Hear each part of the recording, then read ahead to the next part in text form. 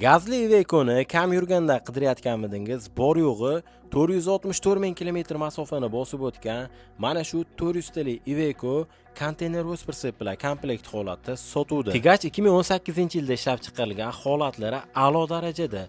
Gaz balolar soni jami 8 ta 150 talik gaz balon bilan jihozlangan balolarning holati 80-85% tashkil etadi.